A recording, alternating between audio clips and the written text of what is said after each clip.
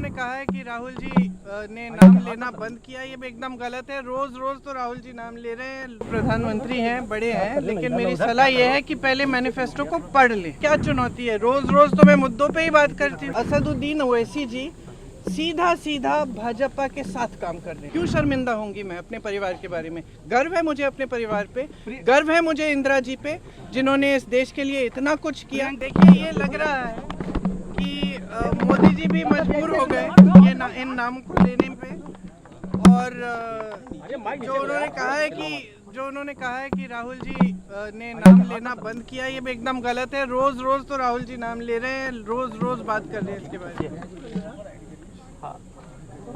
तो एक सवाल और है कि जिस तरह कांग्रेस के मैनिफेस्टो को लेकर पीएम मोदी लगातार कह रहे हैं कि मैनिफेस्टो में इस तरह की चीजें आ रही हैं। तो मेरी सलाह ये है उन्हें, हालांकि वो प्रधानमंत्री हैं, बड़े हैं, लेकिन मेरी सलाह ये है कि पहले मैनिफेस्टो को पढ़ ले, फिर उस पर टिप्पणी करें। उन्होंने पढ़ा नहीं है, जो उनके मन में आता है वो कह देते कि इसमें लिखा है।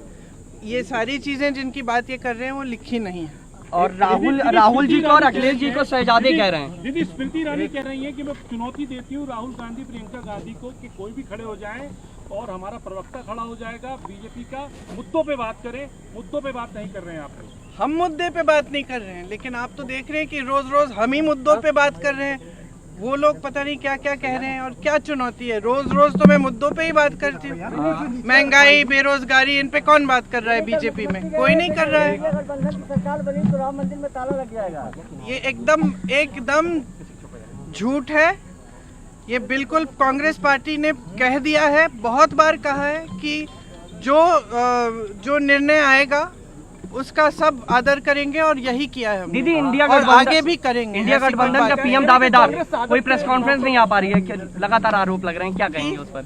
इंडिया गठबंधन के पीएम दावेदार का इंडिया गठबंधन ने कह दिया है बहुत बार, सब नेताओं ने कहा है कि ऐसी जब परिस्थिति बनेगी तो सब इकट्ठे बैठ के तय करेंगे। असदुद्दीन ओवैसी जी सीधा सीधा भाजपा के साथ काम कर रहे हैं। जहां जहां भाजपा को जरूरत है कि वो किसी को खड़ा कर दे, बाकी पार्टियों को पीछे रखने के लिए वो कर रहे हैं। ये बात बहुत स्पष्ट हो गई है। तेलंगाना के चुनाव में ये बात बहुत स्पष्ट हो गई है।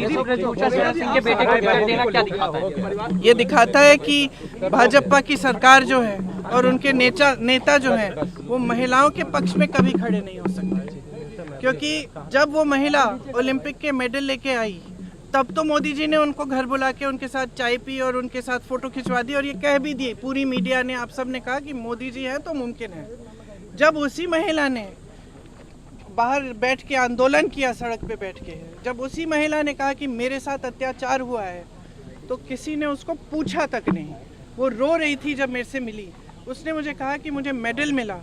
मैंने सोचा था कि अगर मैं बैठूंगी तो कम से कम मेरी सुनवाई होगी, कोई तो सुनेगा, लेकिन सरकार में किसी ने नहीं सुना। और आज ये परिस्थिति है कि कि उनके बेटे को टिकट मिल गया है चुनाव में। तो ये स्पष्ट हो गया है कि महिलाओं के अत्याचार की बात, महिलाओं के आरक्षण की बात, ये सब चीज़ें जो जब ये लोग कहते हैं कि हम खड़े हैं महिलाओं के लिए या हम आरक्षण दिलवा रहे हैं, तो ये सब चुनावी, उनके लिए चुनावी जुमले हैं, बस इससे ज्यादा कुछ नहीं।